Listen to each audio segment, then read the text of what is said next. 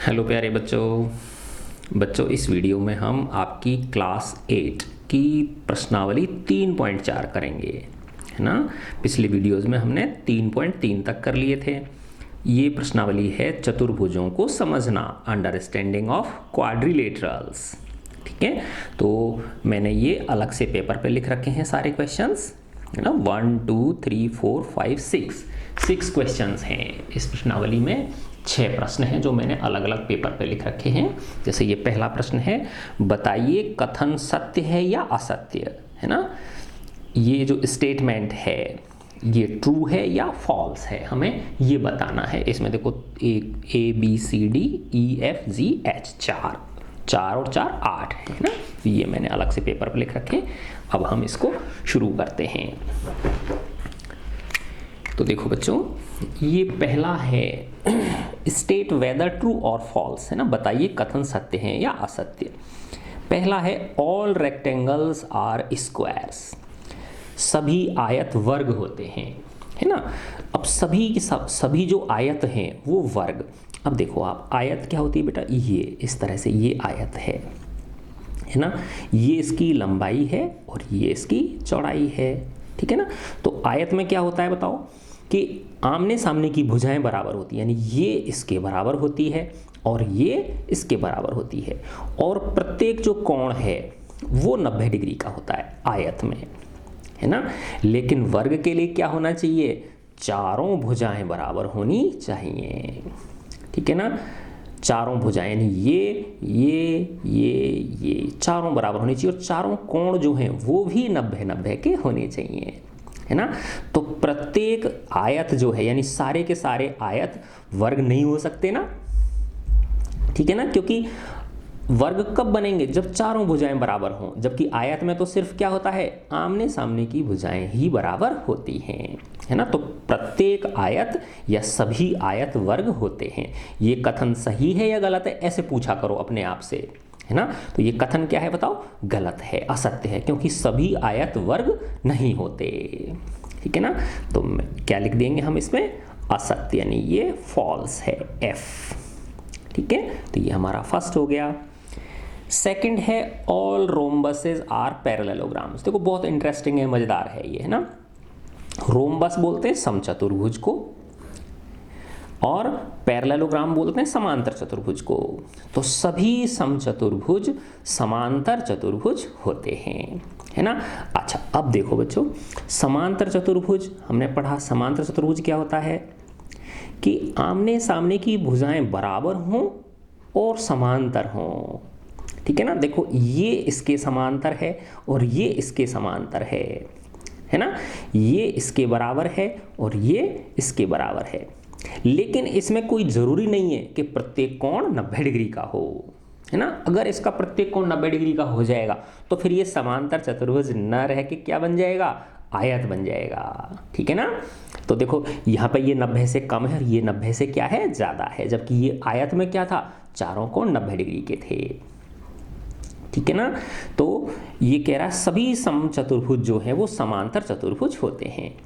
तो अब समचतुर्भुज जो होता है उसमें क्या होता है, सारी की सारी भुजाएं बराबर होती हैं, है ना। जैसे मैंने ये बनाया इस तरह से, ठीक है। ये और ये। तो देखो ये भुजा, ये भुजा, ये भुजा और ये भुजा, ये चारों भुजाएं क्या हैं, इसकी बराबर हैं। तो ये चारों भुजाएं बराबर भी हैं और ये इसके समांतर है और ये इसके समांतर है। तो जो समचतुर्भुज होता है, जो रोम्बस होता है, वो पैरेललोग्राम भी होता है, क्योंकि पैरेललोग्राम तो वो पहले है ना। पैरेललोग्राम में समांतर चतुर्भुज सिर्फ क्या होती हैं, आमने सामने की भुजाएं बराबर होती हैं और समांतर होती हैं, है ना। इसमें एडिशनल एक चीज़ और है कि आमने सामने की भुजाएं समांतर होने के साथ साथ चारों भुजाएं भी बराबर होती हैं, ठीक है ना। तो वो क्या बन गया, समचतुर्भुज बन जाता है ये।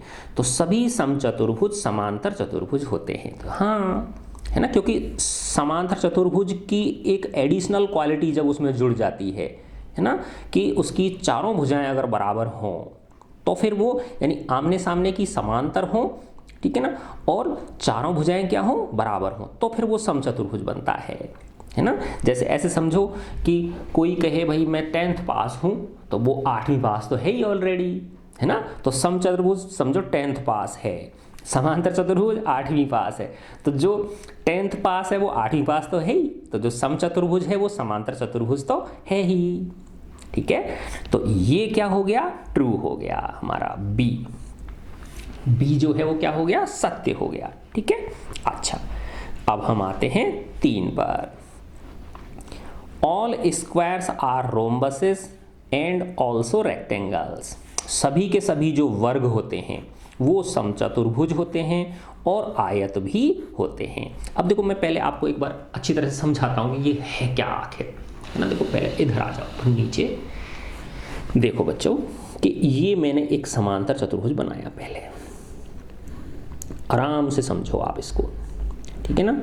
ये ए बी सी और ये डी, ये क्या है, एक समांतर चतुर्भुज है, पैरेललोग्राम है। इसकी क्या विशेषता है बेटा, देखो कि इसकी ये भुजा इसके बराबर होती है और ये इसके समांतर होती है ना। यानी ए डी किसके बराबर है, बी सी के, और ए डी किसके समांतर है, बी सी के, है ना। ऐसे ये जो ए बी है, ए बी किसके समांतर है, डी सी के, और बराबर है डी सी के। ए बी डी सी के बराबर है और ए बी समांतर है डी सी के। ठीक है, तो ये दो कंडीशंस अगर होती हैं, ये और ये बराबर हों और ये और ये समांतर हों, ये और ये बराबर हों और ये और ये समांतर हों, यानी सम्मुख भुजाएं अगर बराबर हों और समांतर हों तो वो समांतर चतुर्भुज होता है।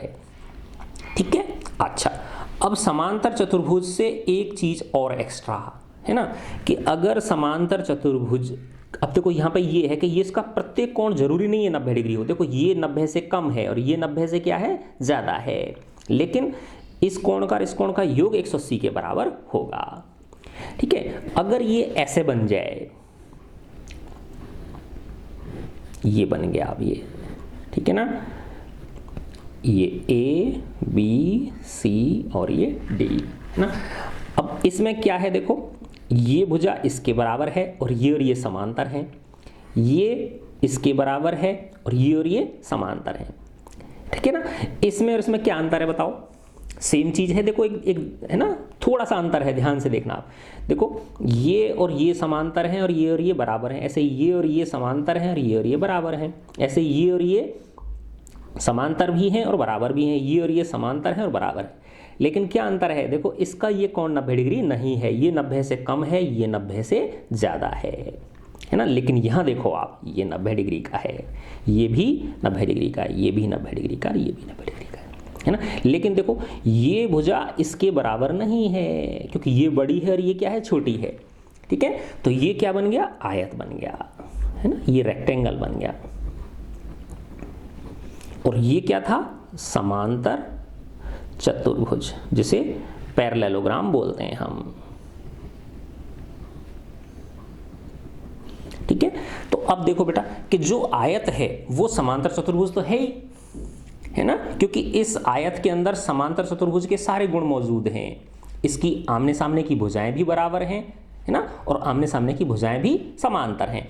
इसमें एक एडिशनल क्वालिटी क्या हो गई कि इसका प्रत्येक कोण 90 डिग्री है ना। तो आयत समांतर चतुर्भुज होती ही है। ठीक है, अच्छा अब अपन मैं बना देता हूं, वर्ग बना देता हूं। ठीक है ना, ये मैंने वर्ग बना दिया। अब इसकी देखो आप, इसकी क्या विशेषता है, इसमें देखो ये इसके बराबर है ना, और ये इसके, यानी चारों भुजाएं क्या हैं इसकी, बराबर हैं, और प्रत्येक कोण क्या है इसमें, 90 डिग्री का है। तो ये क्या बन गया, स्क्वायर बन गया। ठीक है ना, वर्ग बन गया। तो वर्ग जो है वो आयत भी है, क्योंकि देखो वर्ग के अंदर आयत की सारी विशेषता मौजूद है कि नहीं है, कि आमने सामने की भुजाएं बराबर हों और आमने सामने की वो समांतर भी हों, यानी ये इसके बराबर है और ये समांतर है, ये और ये बराबर है, ये और ये समांतर है, प्रत्येक कोण 90 डिग्री का भी है कि नहीं है। लेकिन इसमें एक एडिशनल क्वालिटी क्या है, आयत में सिर्फ आमने सामने की भुजा बराबर होती हैं, इसमें तो चारों ही बराबर होती हैं। ठीक है ना, तो जो वर्ग है वो ऑलरेडी आयत भी है। ऐसे वर्ग को समझ लो आप 12th पास, कि जो 12th पास है वो 10th पास भी है और 8वीं पास भी है वो समझ गए ना बात। तो वर्ग आयत भी होता है और समांतर चतुर्भुज भी होता है। आयत जो है वो समांतर चतुर्भुज भी होता है, लेकिन हर आयत वर्ग नहीं हो सकता।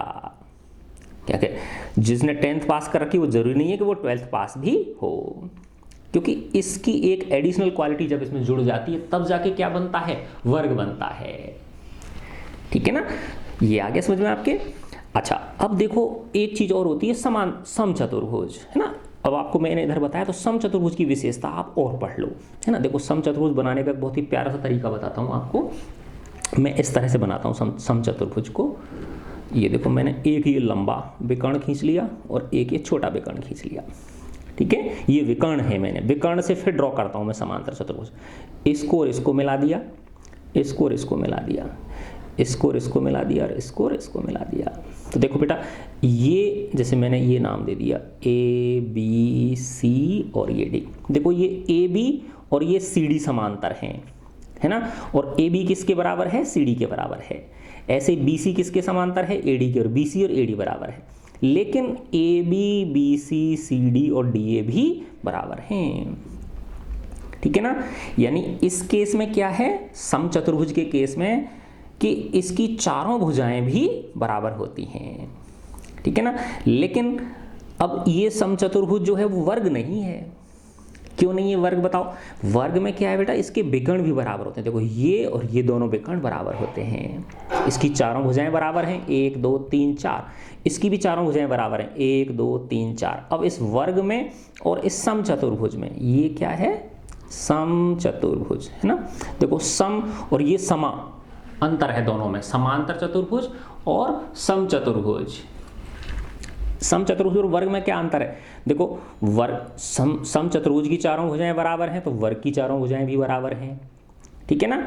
लेकिन देखो इसका ये कोण ज्यादा है, ये वाला कोण क्या है, कम है। लेकिन इसके प्रत्येक कोण कितने डिग्री का है, 90 डिग्री के हैं।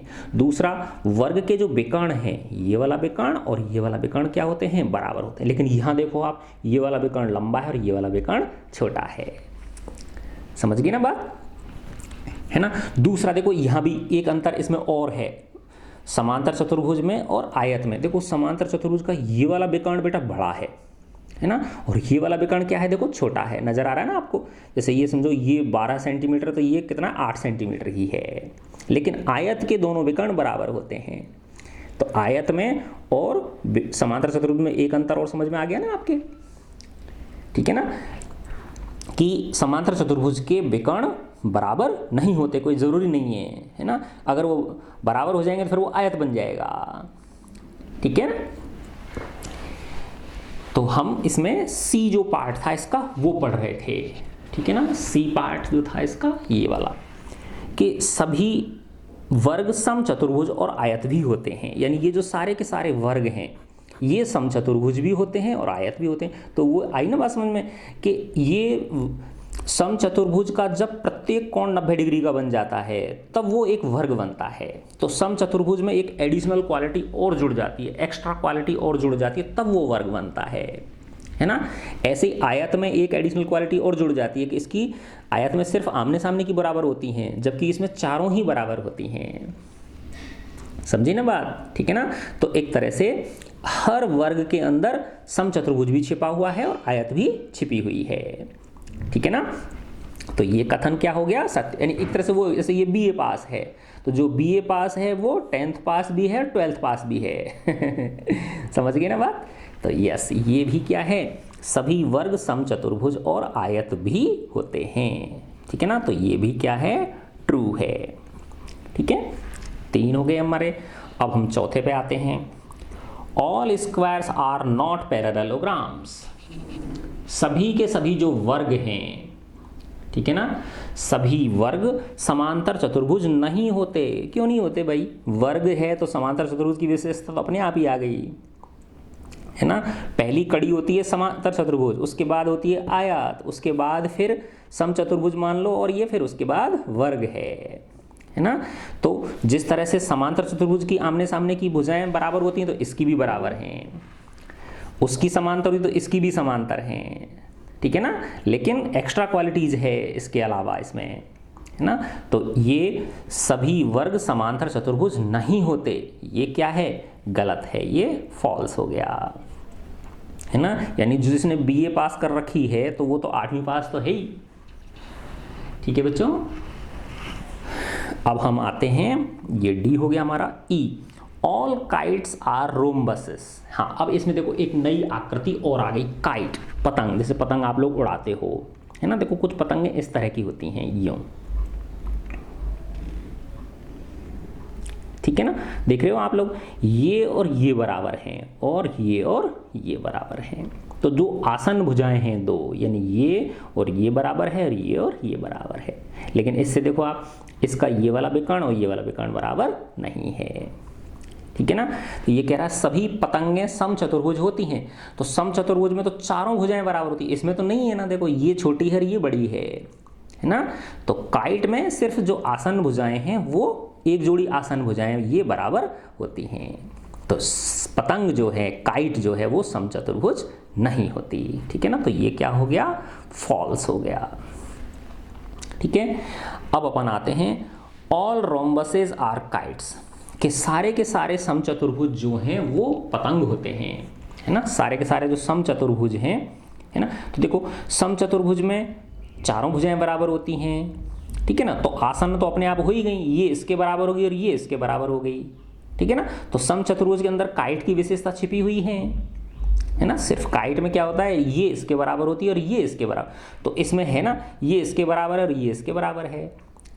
तो इसमें तो एक इसके एक्स्ट्रा विशेषता है ना, इसमें सिर्फ आसन बराबर होती हैं और इसमें तो चारों ही बराबर होती हैं। तो वही है जैसे 8वीं पास और ये 10वीं पास, तो जो 10वीं पास है वो 8वीं पास तो है ही ऑलरेडी, ठीक है। तो ये सभी समचतुर्भुज पतंग होते हैं, ये क्या हो गया, ट्रू हो गया, ठीक है ना। तो ना कितने प्यारे प्यारे क्वेश्चंस हैं। अब है अगला, सभी समांतर चतुर्भुज समलंब होते हैं, है ना। अच्छा, अब देखो समांतर चतुर्भुज समलंब होते हैं। समलंब में क्या होता है, एक जोड़ी भुजा समांतर होती है। देखो मैं बनाता हूं आपको, ये और ये, देखो आप, ये ए बी,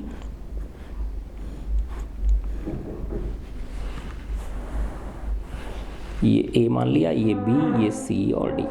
तो देखो ये ए डी किसके समांतर है, बी सी के समांतर है, ठीक है ना। तो अगर सिर्फ एक जोड़ी भुजा क्या हो, समांतर हो, तो वो क्या बनता है, समलंब बनता है, ट्रेपीजियम बनता है वो, है ना। इंग्लिश में इसको क्या बोलते हैं, ट्रेपीजियम, ठीक है ना। और समांतर चतुर्भुज में क्या होती हैं, दोनों जोड़ी आमने सामने की, यानी ये इसके समांतर होती है और ये इसके समांतर होती है। अब इसमें तो देखो ये नहीं है ना, ये और ये समांतर नहीं, क्योंकि इसको बढ़ाओगे और इसको बढ़ाओगे तो ये कट जाएंगी। जबकि इसमें देखो ये और ये समांतर हैं, इसको बढ़ाते चले जाओ आगे, कभी नहीं कटेंगी। ऐसे ये और ये समांतर हैं, इनको आगे बढ़ा दो, कभी नहीं कटेंगी ये, ठीक है ना। अब प्रश्न क्या था हमारा, कि सभी समांतर चतुर्भुज समलंब होते हैं, यानी ये जो समांतर चतुर्भुज हैं ये समलंब होते हैं। समलंब में सिर्फ क्या होता है, एक जोड़ी भुजा समांतर होती है, तो ये तो इसमें भी है ना। तो समांतर चतुर्भुज तो समलंब के एक्स्ट्रा हो गई इसमें, कि जब समलंब में तो सिर्फ क्या होता है, एक जोड़ी भुजा ही समांतर होती है, तो इसमें तो दोनों जोड़ी भुजाएं समांतर हैं, तो ये तो इसके बाद की चीज हो गई कि नहीं हो गई। तो सारे के सारे समांतर चतुर्भुज समलंब तो हैं ही, ठीक है ना। तो सभी समांतर चतुर्भुज समलंब होते हैं, तो ये भी क्या हो गया, ट्रू हो गया, ठीक है। अच्छा, अब अगला देखो, सभी वर्ग समलंब होते हैं, है ना। सभी वर्ग, एक सेकंड बच्चों,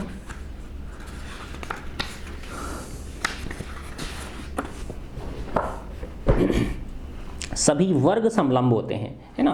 अब देखो जो वर्ग है, वर्ग तो सबसे बड़ी चीज है, बड़ी का मतलब लास्ट वाली वो है, कि वर्ग में तो आमने सामने की भुजाएं भी बराबर होती हैं, यानी चारों भुजाएं बराबर होती हैं, है ना। और चारों कोण 90 डिग्री के होते हैं, ठीक है ना। तो जो सारे के सारे वर्ग हैं वो अपने आप क्या हो गए, समलंब भी हो गए। जो स्क्वायर है वो समलंब भी है, तो ये भी क्या हो गया, आपका ट्रू हो गया, ठीक है। तो इस तरह से हमने इसमें किस किस के बारे में पढ़ा, समांतर चतुर्भुज के बारे में पढ़ा, ठीक है ना। और उसके बाद समांतर चतुर्भुज के बाद अगली कड़ी क्या थी, आयत, ठीक है, आयत के बाद समचतुर्भुज, फिर वर्ग, है ना, और एक बीच की कड़ी और है समलंब, जिसमें सिर्फ एक जोड़ी भुजाएं क्या होती हैं, समांतर होती हैं। ठीक है बच्चों, अब हम इसका क्वेश्चन नंबर 2 करते हैं। देखो इसमें मजा आया ना आपको करने में। हाँ, अब इसका प्रश्न नंबर 2 पे आते हैं हम लोग। ये कह रहा है question number 2, identify all the quadrilaterals that have, उन सभी चतुर्भुज को पहचानिए जिनमें 4 साइड्स ऑफ इक्वल लेंथ, चारों भुजाएं बराबर लंबाई की हों, है ना। तो देखो जिसमें ये ए कर रहे हैं, चारों भुजाएं बराबर लंबाई की किस में होती हैं, एक तो समचतुर्भुज में होती हैं, ठीक है ना, और इसको क्या बोलते हैं, रोम्बस बोलते हैं हम, और दूसरी किस में होती हैं, स्क्वायर में होती हैं, वर्ग में, ठीक है ना। तो ये 2 चतुर्भुज ऐसे होते हैं जिनमें चारों भुजाएं क्या होती हैं, बराबर होती हैं। फिर बी पार्ट पे आ जाते हैं, ये इसका आंसर हो गया, ठीक है ना। फिर बी पार्ट क्या है, चारों कोण समकोण हो, तो चारों कोण समकोण किस में होते हैं बताओ, एक तो आयत के केस में होते हैं और एक वर्ग के केस में होते हैं, है ना। तो एक तो आयत हो गया, है ना, जिसको हम इंग्लिश में रेक्टेंगल बोलते हैं, है ना। देखो बेटा इंग्लिश भी साथ लेके चलो आप, है ना, कोई कॉलेज में आओगे आपको सारी बुक्स इंग्लिश में पढ़नी पड़ेंगी, है ना। आयत और ये वर्ग, स्क्वायर, ये आंसर हो गया। बस ये लो, सेकंड क्वेश्चन पूरा हो गया आपका।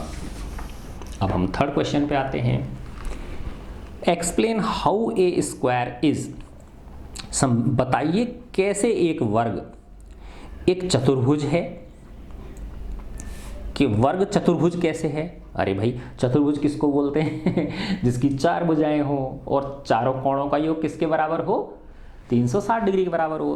तो वर्ग जो होता है उसमें भी चारों भुजाएं होती हैं और चारों कोण भी 180 डिग्री के होते हैं, है ना।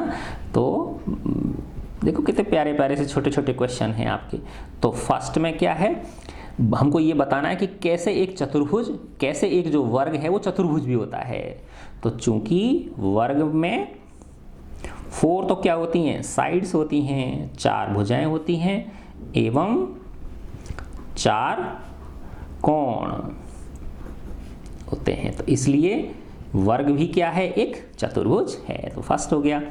दूसरा एक पैरेललोग्राम है, जो वर्ग है वो एक समांतर चतुर्भुज भी है ना। तो समांतर चतुर्भुज में क्या होती हैं, आमने सामने की भुजाएं समांतर और बराबर होती हैं। तो वर्ग में भी आमने सामने की भुजाएं बराबर और समांतर होती हैं, तो वही लिख देंगे हम। तो चूंकि समांतर चतुर्भुज में सम्मुख भुजाएं बराबर वे समांतर होती हैं, है ना। तो वर्ग के अंदर भी, वर्ग में तो एडिशनल है, यानी उसमें तो चारों ही बराबर होती हैं और सम्मुख तो समांतर होती ही हैं, ठीक है ना। तो इसलिए एक जो वर्ग है वो क्या है, एक समांतर चतुर्भुज भी है, क्योंकि जो समांतर चतुर्भुज होने के लिए जो क्वालिटीज चाहिए वो एक वर्ग में मौजूद हैं, ठीक है ना। कौन सी क्वालिटी, 2 क्वालिटी, आमने सामने की भुजाएं बराबर और आमने सामने की भुजाएं समांतर। थर्ड है कि किस प्रकार से एक वर्ग समचतुर्भुज होता है। तो समचतुर्भुज में क्या होता है, चारों भुजाएं बराबर होती हैं, तो हमें पता है वर्ग में भी चारों भुजाएं बराबर होती हैं, है ना। तो समचतुर्भुज में चारों भुजाएं बराबर होती हैं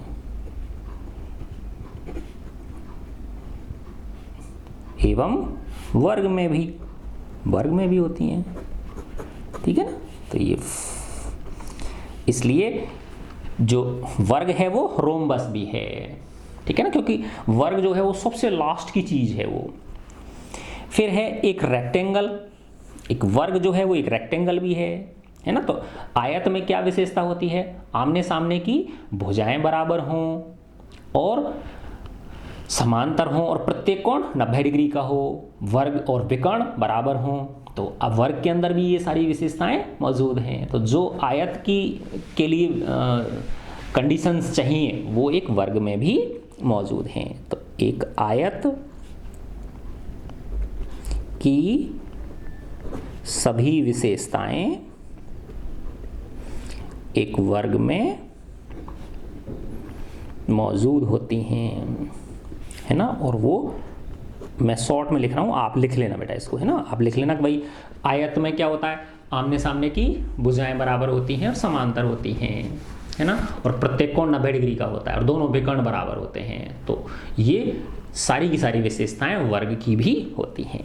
ठीक है, तो ये इसका आंसर हो गया। अब हम क्वेश्चन नंबर 4 पे आते हैं। ये कह रहा है name the quadrilateral whose diagonals, एक चतुर्भुज का नाम बताइए जिसके विकर्ण, है ना, फर्स्ट है बाइसेक्ट ईच अदर, एक दूसरे को समद्विभाजित करते हैं। उस चतुर्भुज का नाम बताना है आपको जिसके विकर्ण एक दूसरे को क्या करें, समद्विभाजित करें। तो बेटा वो होता है समांतर चतुर्भुज। ठीक है ना, इस प्रकार के चतुर्भुज को हम क्या बोलते हैं, देखो मैंने बताया था ना कि ये एक क्या है, ये एक समांतर चतुर्भुज है। ठीक है, ये मैंने समांतर चतुर्भुज बनाया, ए बी सी और डी। अब देखो इसके जो विकर्ण है वो एक दूसरे को बराबर भागों में बांटेंगे। तो देखो ये मैंने एक विकर्ण ये बना दिया और ये दूसरा विकर्ण ये बना दिया। तो देखो अगर माना ये 10 सेंटीमीटर है ना, तो ये और ये दोनों क्या होंगी, 5-5 होंगी। और ये माना 6 सेंटीमीटर है तो ये और ये दोनों 3-3 होंगी। तो ये वाला विकर्ण इसको 2 बराबर भागों में बांटता है ना, और ये वाला जो विकर्ण है इसको 2 बराबर भागों में बांटता है। तो समांतर चतुर्भुज के जो विकर्ण है वो एक दूसरे को क्या करते हैं, समद्विभाजित करते हैं। यानी OA किसके बराबर है, OC के, है ना, और OB किसके बराबर है, OD के। ठीक है, तो इसका फर्स्ट का क्या आंसर है, समांतर चतुर्भुज। फिर सेकंड है उस चतुर्भुज का नाम बताना है जिसके विकर्ण एक दूसरे को लंब समद्विभाजित करें। अब देखो यहाँ क्या है, ये वाला विकर्ण और ये वाला विकर्ण 90 डिग्री पे नहीं काट रहे, है ना। देखो ये 90 से कम नजर आ रहा है और ये 90 से क्या है, ज्यादा आ रहा है। जबकि मैंने एक विशेष बताया था समचतुर्भुज, है ना, जिसको इंग्लिश में हम रोम्बस बोलते हैं। ठीक है ना, रोम्बस में क्या विशेषता, देखो रोम्बस बनाने का एक प्यारा सा तरीका बताया था ना मैंने आपको कि 2 विकर्ण खींचो पहले, सबसे पहले एक बड़ा विकर्ण बना लो और एक छोटा विकर्ण बना लो। ठीक है ना, और इनको इस तरह से मिला दो।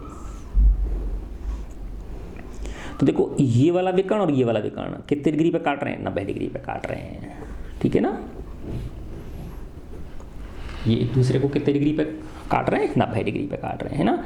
तो एक चतुर्भुज का नाम बताना था जिसके विकर्ण एक दूसरे को लंब समद्विभाजित करते हो, perpendicular bisector of each other. तो देखो ये परपेंडिकुलर भी हैं दोनों एक दूसरे पे और बाइसेक्ट भी कर रहे हैं, ये इसके बराबर है और ये इसके बराबर है। तो ऐसे चतुर्भुज को क्या बोलते हैं, हम समचतुर्भुज बोलते हैं। ठीक है, अब हम आते हैं थर्ड पार्ट पे। एक दूसरे के बराबर हो, आर इक्वल, उस एक चतुर्भुज का नाम बताना है जिसके विकर्ण क्या हो, बराबर हो। तो ये 2 केस में होता है बेटा विकर्ण, एक तो आयत के केस में भी बराबर होते हैं और एक वर्ग के केस में भी बराबर होते हैं। तो अगर आयत है, ठीक है ना, देखो ये वाला विकर्ण और ये वाला विकर्ण दोनों आयत के क्या होते हैं, बराबर होते हैं, है ना। ये मैंने ABCD, तो देखो AC किसके, BD के बराबर, है ना। तो और लेकिन समांतर चतुर्भुज में कोई जरूरी नहीं है ना। देखो मैंने बनाया, ये समांतर चतुर्भुज बनाया,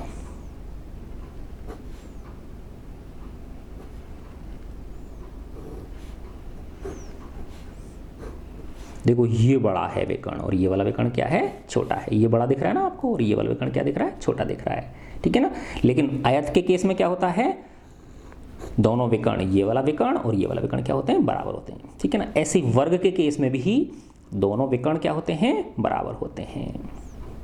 देखो ये और ये वाला विकर्ण भी बराबर होंगे, ABCD, तो इसमें भी AC और BD। ठीक है, तो थर्ड में क्या आ गया, एक तो आयत आ गया थर्ड के केस में, एक तो आयत, यानी उन चतुर्भुजों के नाम पूछ रहा है जिनके विकर्ण बराबर हों। तो एक तो आयत और एक वर्ग, एक रेक्टेंगल और एक स्क्वायर,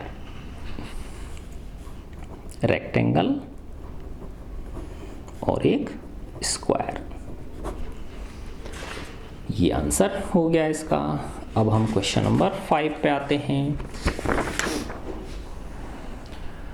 क्वेश्चन नंबर 5 में क्या कह रहा है, देखो बच्चों, explain why a rectangle is a convex quadrilateral. बताइए कि एक आयत जो है वो उत्तल चतुर्भुज कैसे है ना। तो देखो हमने इस प्रश्नावली के फर्स्ट में शुरू में पढ़ा था उत्तल चतुर्भुज और अवतल चतुर्भुज, है ना, कॉन्वेक्स क्वाड्रिलेटरल और नॉन कॉन्वेक्स क्वाड्रिलेटरल, ठीक है ना। उत्तल चतुर्भुज याद करो, उत्तल चतुर्भुज वो चतुर्भुज होते हैं, है ना, जिसके अंदर अगर हम कोई दो बिंदु बना लें, दो बिंदु मार्क कर दें और उनको अगर हम जोड़ें तो उन दोनों बिंदुओं को मिलाने वाली जो रेखा होगी वो अंदर ही स्थित होगी चतुर्भुज के, उसका कोई भी हिस्सा बाहर नहीं होगा, है ना। तो देखो मैंने एक चतुर्भुज बनाया है,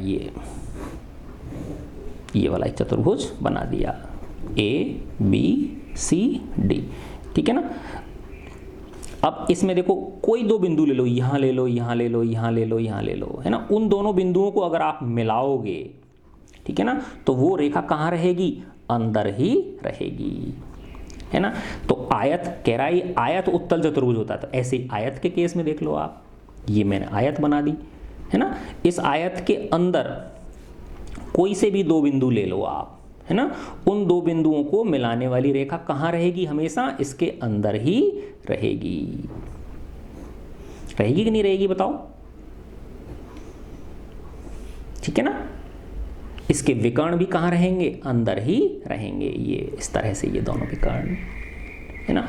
अब मैं बता दूं अवतल चतुर्भुज नॉन कॉन्वेक्स में क्या होता है ना। देखो ये मैंने अवतल चतुर्भुज बना दिया, ए बी सी और डी। अब देखो इसकी चार भुजा है कि नहीं, 1 2 3 4, है ना। अब इसमें दो बिंदु ले लूं मैं, एक बिंदु ये ले लिया मैंने और एक बिंदु ये ले लिया, ठीक है ना।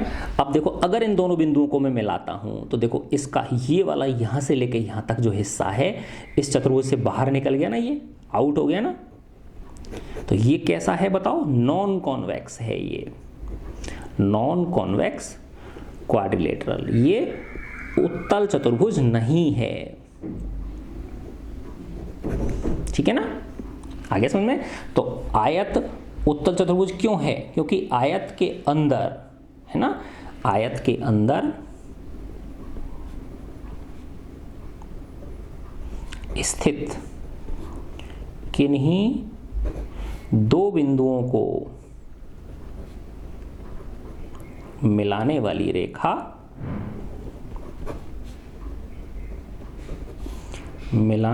रेखा आयत के अभ्यंतर में ही स्थित होगी, इनसाइड, आयत के अभ्यंतर, इनसाइड ही स्थित होगी। और यही किसकी विशेषता है, एक उत्तल चतुर्भुज की विशेषता है, एक कॉन्वेक्स क्वाड्रिलेटरल की विशेषता है। अब हम इस प्रश्नावली का लास्ट क्वेश्चन आ गए।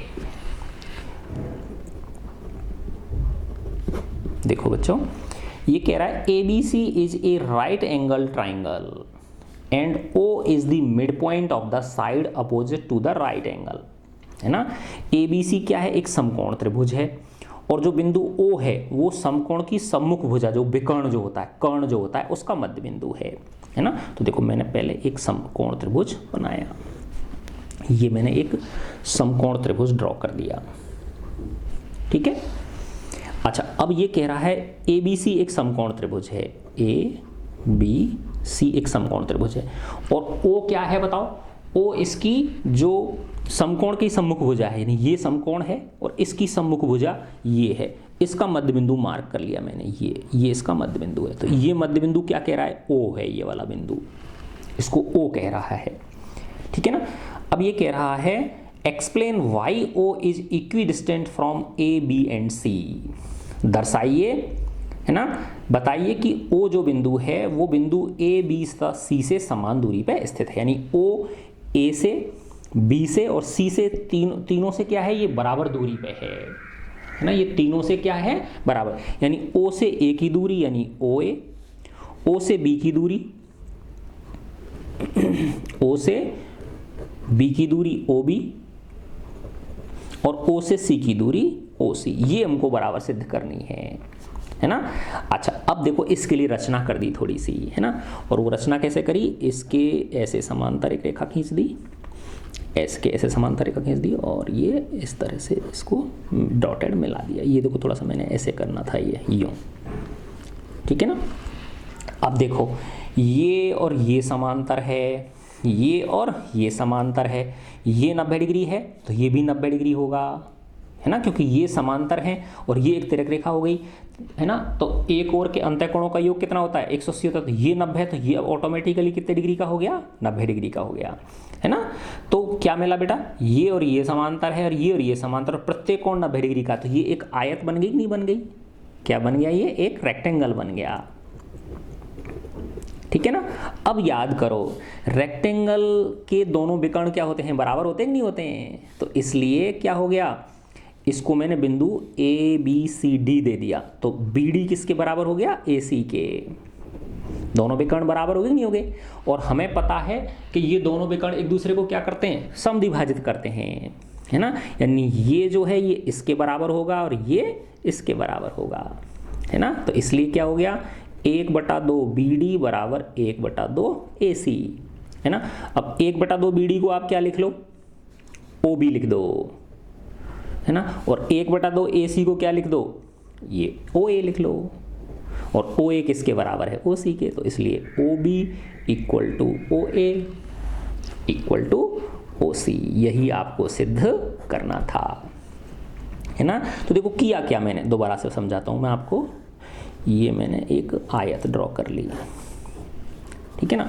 हमको ये दे रखा है कि ये एक समकोण त्रिभुज है ना, ये वाला ABC, ये क्या है, एक समकोण त्रिभुज है, और इसका जो मध्य बिंदु है कर्ण का, है ना, ये वाला, ये O नाम दे दिया, तो ये इन तीनों बिंदुओं से A शीर्ष, B शीर्ष और C शीर्ष से बराबर दूरी पे होगा, यानी OA, OB और OC क्या होंगे, बराबर होंगे। अब इसके लिए ये रचना कर दिया, यानी इसको ऐसे बढ़ा दिया, ठीक है ना। हमको तो सिर्फ समकोण त्रिभुज ये और इसको पूरा करके और इसको मिला दिया, तो हमें पता है कि एक आयत जो होता है उसके विकर्ण क्या होते हैं, बराबर होते हैं। तो AC किसके बराबर होता है, BD के, दोनों तरफ 2 का भाग दे दो या 1/2 से गुणा कर दो, तो 1/2 AC बराबर क्या हो गया, 1/2 BD। अब 1/2 AC को मैं क्या लिख सकता हूँ, AC का आधा, हमें पता है कि ये विकर्ण क्या होते हैं, एक दूसरे को समद्विभाजित करते हैं, तो OA हो गया, और 1/2 BD को मैं क्या लिख सकता हूँ, ये D बिंदु, अच्छा ये इसका B है, ये तो ये B इधर वाले का है ना, और ये D, इसको ऐसे लिख लेता हूँ, है ना। तो ये BD क्या लिख दिया मैंने, OB लिख दिया, ठीक है। तो OA किसके बराबर हो गया, OC के, और चूंकि OA और OC बराबर हैं तो OA equal to OB equal to OC, ठीक है बच्चों। तो इस तरह से ये आपकी प्रश्नावली पूरी हो गई। मैं आशा करता हूँ आपको मेरे वीडियो समझ आ रहे होंगे, आपको समझ आ रहे हैं तो आप हमारे चैनल को सब्सक्राइब कीजिए, है ना, और मुझे कमेंट करके बताइए, और अपने फ्रेंड्स के साथ शेयर कीजिए, लाइक कीजिए, ठीक है बच्चों। God bless you all.